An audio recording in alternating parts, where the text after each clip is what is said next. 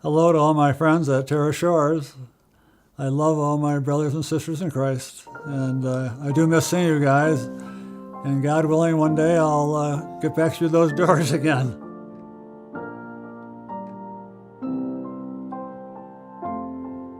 I'm Chuck Hall, came from northern Wisconsin originally, born and raised north of Green Bay. I worked for Allstate Insurance Company, a large company outside Chicago. I had a best friend, and he and I would go golf every Wednesday night. Unbeknownst to me, he was a Christian. April 1972, and that morning I had just read an article in a local paper about the Dead Sea Scrolls. And I thought, gee, that's fascinating. And so when Ray and I got home, we stopped in the parking lot, and I said, what were these Dead Sea Scrolls? Well, that's all it took. And by the end of the night, I said a sinner's prayer in that car, and I had tears pouring down, and I didn't have a clue what was going on.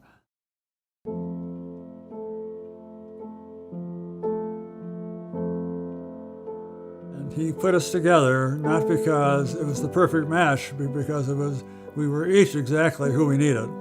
We had a lot of baggage. We had some of the baggage we dealt with, some we didn't, and we went into that marriage carrying a lot of that baggage. But it was a wonderful, and to this moment, a wonderful growth process. And was able to get an early retirement and retired here in late 1995. Most of the people at church should know we were having our problems. So the day-to-day struggles that come with marriage, financial issues, relational issues, not necessarily Jerry's and mine, but mine and any other woman, or Jerry's and any other man.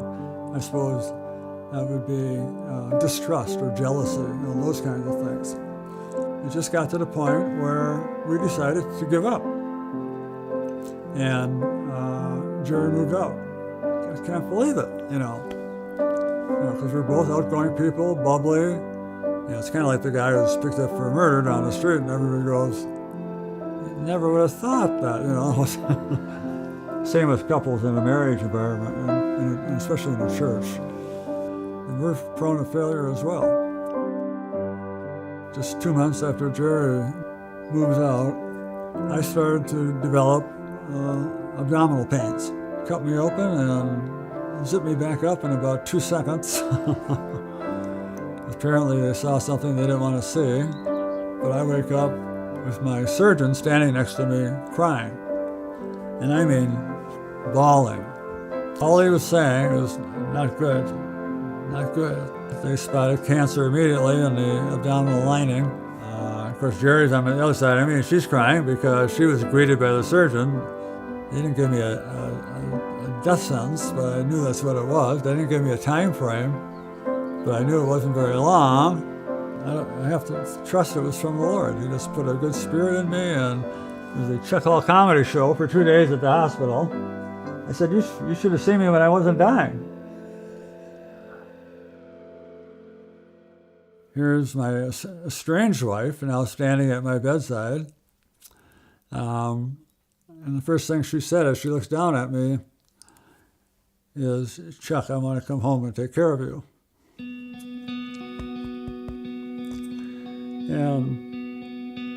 And I knew that was who Jerry was.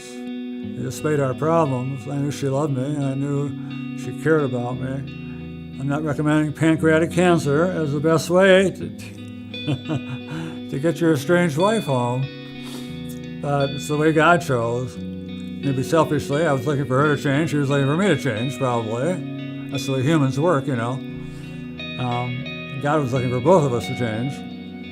And nothing will do that better than something like this disease. That He does His greatest work in times of our greatest grief. He really does. Am I saying that it's better that I developed cancer and died 20 years earlier than I might have, that Jerry and I come back and are reunited? I'd say yes. Told him I know you did this on purpose. I know you did, so I thank you for it. And I do.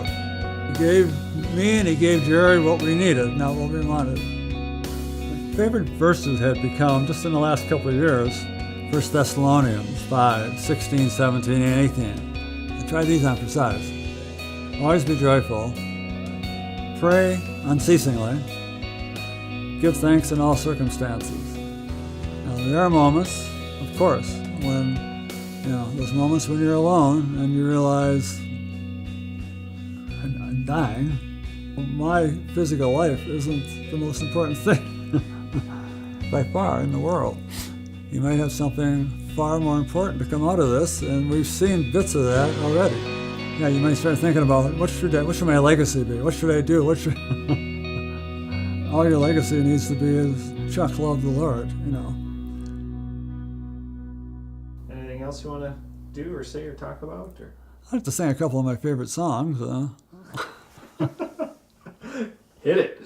Deep river.